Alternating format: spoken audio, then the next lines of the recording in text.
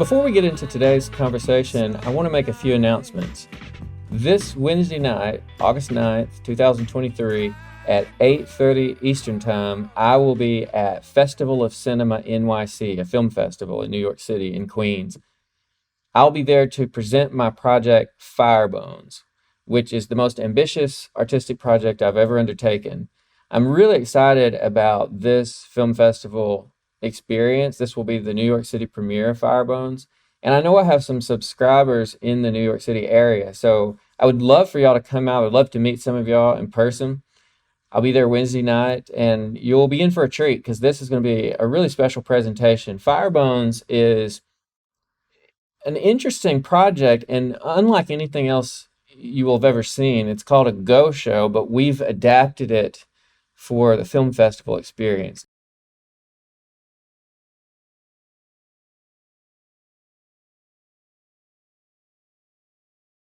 Part of what I'm trying to do here is to persuade you to experience Firebones. The whole thing is online at firebones.org. I'll put a link down below to the show. Ladies and gentlemen, are you ready? You're about to descend into the underworld of the American psyche. Abandon all hope. Ye who enter here.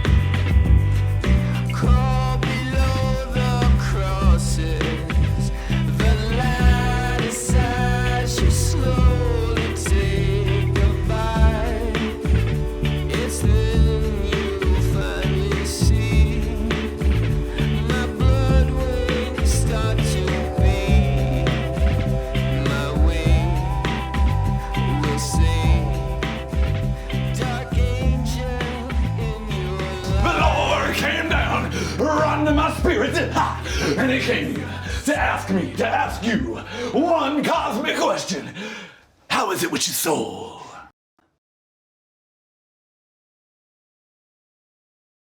This project brings together podcasts, film, music videos, poetry, visual art to tell one story it's a fictional story set in the Delta where I'm from, about a woman named Amr Bustani, a Lebanese-American Pentecostal preacher who's also a crop duster pilot, and she goes missing, and the story swirls around the mystery of her disappearance. It's really doing something interesting artistically that I think we've seen art do down through the ages. You take an experience people are already having, and you make that the basis for an art form. So if you think about dance, we move our bodies, but dance makes bodily movement the stuff of art. We all use language, but poets come along and make the use of language the basis for an art form. Well, in our era, we're all having this constant interactive digital experience, or most of us anyhow. You're watching YouTube right now, so you're experiencing video, and you've probably read something online today, and you may have listened to a podcast. You're experiencing all these mediums digitally, probably through your phone or through a computer, through a mobile device. Firebones says, let's make that multimedia digital experience that we're all having all the time the basis for an art form. So the idea behind Firebones is, all right, we're going to tell this story, and at every point along the way, the creative team is going to ask itself, okay, which art form would do the best job of telling this part of the story? And if that part of the story feels like it wants to be a podcast, it's an audio-only podcast. If it feels like it wants to be a poem, it's a poem. If it feels like it wants to be a film, it's a film, a song, music video, etc. And it was really fun to make because sometimes we didn't know what a certain part of the story really wanted to be, what medium it wanted to exist in, to occur in, to bloom into. And so we would have to try it in different mediums. So sometimes we would try an episode as a film, and it just wouldn't work. So we would then try it as something else. I know in one case this happened, and we tried it as a podcast, and it worked like a charm. It just always wanted to be a podcast, I think, the whole time. So it was this experiment in figuring out how to tell a story across multiple mediums. And this was very interesting because, sometimes when you're making films, it's difficult to get exposition taken care of. Like, how do you tell the backstory without bogging down? And we've seen many a film bog down in trying to do exposition. And also in a film, if you want to delve into an idea, an exploration of an idea, that can be difficult. Like a discussion of an idea, it can be difficult to work that in. Some films do it beautifully, but it's a challenge. Well, the podcast is really good at doing an exposition or delving into an idea. So in the making of Firebones, which I'm calling a go show because it's like a show on the go, it's really designed for mobile devices. When we need to do exposition or really delve into an idea, we would just do it as a podcast, and the podcast is so good at that. Now, I know that I'm asking you to do something that's out of your comfort zone. You're on YouTube right now because you're watching this video, and YouTube is very nice because it uses algorithms to kind of predict what you want, and we all know how to use it, and it's just so easy. It's kind of addictive. But I'm making a case here today that it will really reward you to leave YouTube and go to firebones.org and experience this story. It's unlike anything else you will have ever experienced online. It explores many of the ideas and also the kind of cultural experiences that I talk about on this channel. So if you're interested in this channel and you're already watching these videos, please do go experience Firebones. The videography there is really stunning. Our director of photography, Christian Vasquez, and second camera, Kyle Montgomery, were just brilliant. It's just visually stunning. And then I think you'll enjoy the writing, and that our cast is amazing. Some really great acting, and the visual art by Kylie Rose Parrish, our art director, is incredible. The sound design was done by the band Beekeeper Spaceman, my collaborator Spencer Kinney, and me. Now that's the other announcement I want to make. You may have noticed that I've been releasing music. So Spencer Kinney and I, who did the sound design for Firebones, are in this indie rock duo called Beekeeper Spaceman. And if you watch Firebones, you'll experience Firebones, I should say. It's more than just watching, it's listening, it's looking, it's all kinds of things. But if you go through the experience of Firebones and treat yourself to that, you will meet a character called the Beekeeper Spaceman, and our band is named after that character. Well, Spencer and I are releasing it's kind of like the soundtrack of Firebones, but it's more than that. I mean, it can definitely stand on its own. It's an album. It's a work of art unto itself, this album, but it's closely related to Firebones. And if you've watched and listened to and experienced Firebones, you will have heard some of this music because since we recorded it, we had access to all the individual tracks. So sometimes we would pluck out just like a keyboard track or just a guitar track or something, or just a vocal, and weave it into a podcast or a film. So the music of Beekeeper Spaceman is all over the Go Show Firebones. And for those of you who know Firebones, it will be interesting to listen to this album and remember these sounds that you've heard in the Go Show. Well, we've already started releasing singles. We've released 2 singles from the record. The first one we released is called Icicles, and the second one was called In the Custody of Stars. And I'll put some links down below to those songs that are on Spotify and Apple Music, etc. And maybe to some of the media coverage of the singles that we've released. We're going to keep releasing singles between now and November 3rd when the full album drops. So I hope that those of you who have been enjoying this channel will check out the music of Beekeeper Spaceman. I'm super excited about this record. Spencer and I put heart and soul into it. and we're really happy with the way it has come out.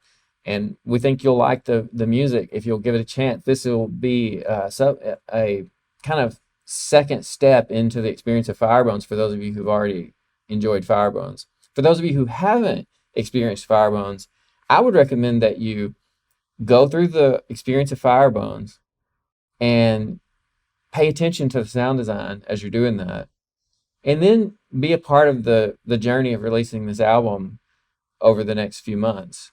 As I say, we already have 2 singles out. Please go listen to those. And if you like them or don't like them or have thoughts about them or just want to give me some responses, maybe what the songs made you think of, then you can leave comments on this video. Or I've already released a video of In the Custody of Stars on this channel. I haven't released Icicles yet on this channel because I'm waiting to see if we have a very special video for that one. So we'll release that in due time. A new single is coming out later this week on August 10th. The 3rd single, called All and Only, will come out. And so pay attention to this channel and you'll see that new single later this week. Okay, is that all my announcements? I think that's it for now. So if you're in the New York City area by chance, come out and see Firebones on Wednesday night, 8:30. I'll leave the details in the show notes to this episode. And I would love to meet you and see you face to face. And if you haven't watched Firebones, do that. I keep saying watched, and I really want to say experienced because it's more than watching, as I said before. But it's hard. Experience is kind of an awkward verb, but we need a better verb for what you do when you experience a Go show. But anyhow, please do go to firebones.org and go to Spotify or whatever your favorite music streaming service is and check out the music of Beekeeper Spaceman. I wanted to talk a little bit about the origin of Firebones today because people are always asking me that, like, where did this thing come from, this crazy monster of a project? Well, it's really an interesting origin story because many things converged in the making of Firebones. So when I was an undergraduate, I had this idea of telling a story with multiple art forms. And we've seen projects that bring in different art forms, but I had a particular way of thinking about it. And I won't go into all the details of what I was thinking then, but I will say this: it was so grand and ambitious that it was going to be very difficult to pull off without a lot of funding and a really accomplished and amazing and varied creative team, a creative team with varied skills and gifts and talents and interests. But I never let go of the idea. And then when the smartphone became ubiquitous, I thought, okay, I can actually do this now. It makes it doable is what I mean. And so I started working on it. This was in actually 2011. I started writing it, working on it, doing some of the photography and so forth. But I still didn't have the creative team in place. And then, so I had worked on it, but I kind of set it aside. I was working on it intermittently. Meanwhile, I was writing poetry books, and all through those years I was writing. I've never not been writing poetry. My whole life I've been writing poetry. So I would be writing poetry, and sometimes I would have an idea for a poem, maybe like an image, and or maybe a scene, and I would think, I can do this in a poem, but it doesn't really feel like the poem is the perfect art form for this idea.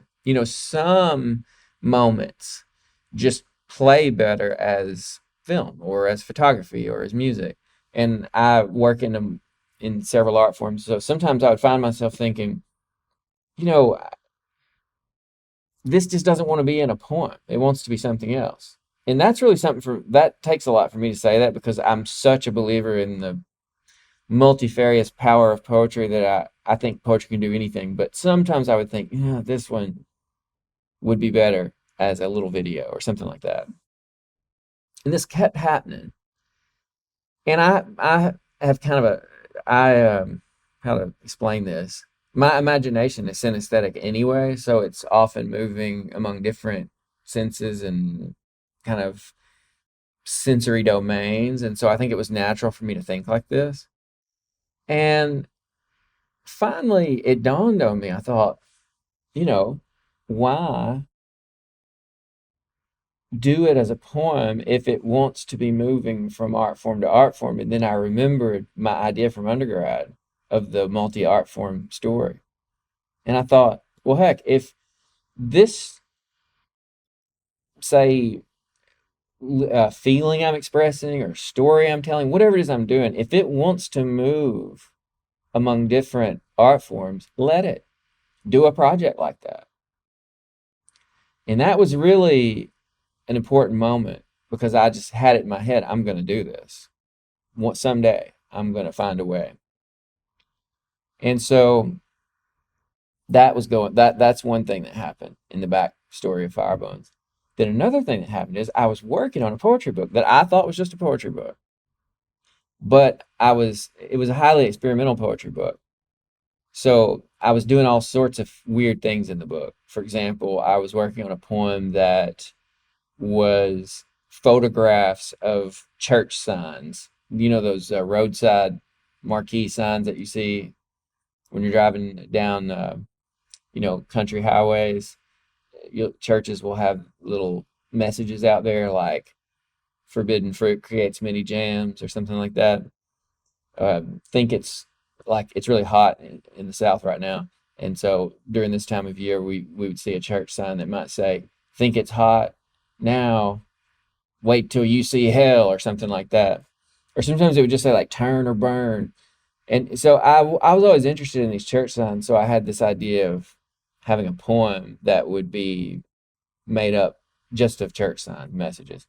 And then I had the idea of a poem that would be composed of preposterous fortune cookie fortunes. For some reason, this interested me.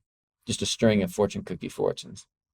And I had the idea that it could be photographs of the little strip of paper with the writing, with the typing on it, the words of the fortune. And I was also photographing bathroom graffiti or latrinalia. I was going all around the South and going into filling station bathrooms and photographing the graffiti. And then I was looking at the photos, printing them out, cutting with scissors. I would cut out scraps of language, and then I was splicing those together to make poems. So I was just doing a bunch of stuff. I mean, I could go on all day. I mean, there were so many poetic experiments that I was working on at that time, putting together. And at one point, it occurred to me that the book was all over the place. I mean, there were so many different kinds of poems that I was doing. Some of them were very different from the ones I just described.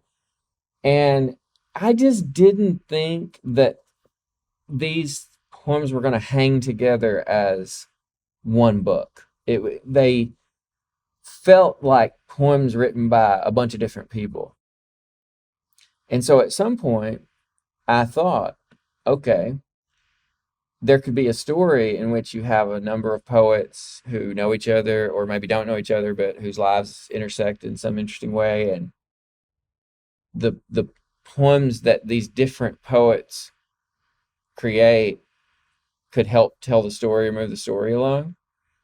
So this was happening, but I was thinking this might be a book. And then I realized that these two things could converge, the idea of a multi-art form story and a story involving all this experimental poetry. And that really was the moment when I thought, okay, this is what Firebones is going to be. Well, at the time, I didn't know how to put it together. I knew I would need a really talented and skilled creative team to work with me. And I was finally in a place in my life here in Dallas, Texas, where I thought, I think I can do this. I'm in a big enough city. There's a larger pool of talent. I think I can put this thing together. So a friend of mine, or not really a friend, but a guy that I knew, he suggested that I talk to a guy named Bart Weiss, who was a filmmaker in Dallas and a professor of film at a university in Arlington.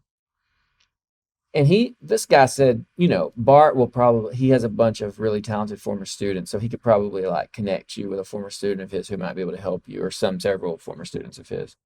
So I met with Bart. I explained to him what Firebones was, and I told him I'd written most of it, and I've had it kind of mapped out, but I don't I don't know how to go about producing this thing all by myself. I really need some help. And he said, "Yeah." And I said, "I thought maybe you'd have some former students you might recommend that might be able to help me." This is the first time I ever talked to him. Like we did not know each other whatsoever. And he said, "Well, let me think about this, Greg." But I knew we had a long conversation about it, and I could tell that his imagination was lit up, and he got it. He understood the project. I could tell that right away. He understood the aesthetic just from hearing me talk about it. I thought this guy gets it. I think he's going to be able to connect me with somebody or a few people who will work well with me. And then, we were both working at universities at the time and had a million things going, twirling plates, and as I say, and actually 6 months went by before we met again. And he hadn't forgotten Firebones. The next time we met, we sat down. We were at a place called Ten Bells Tavern and in Oak Cliff, Texas. And I remember Bart had a beer, and he set that beer down kind of forcefully on the table, and he said, "I want to work with you on this."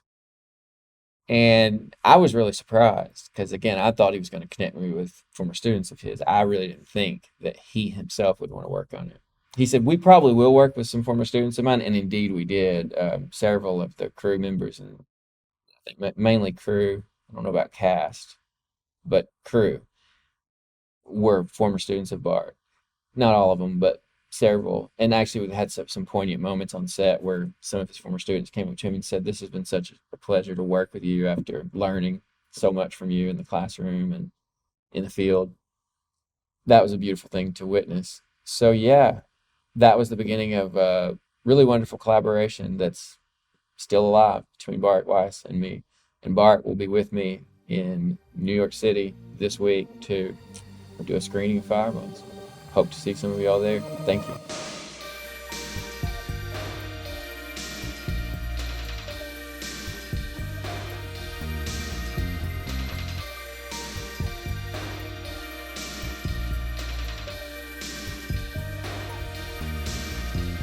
I knew this stand of Buddhists walk into forever. Don't expect a punchline. Meet me at the 7-Eleven. I'll be a wonder soldier. It's taking me over. I'll never get older. I'm gonna do this over. Collide with a boulder. I lower my shoulder. Going 95. I'm going 95.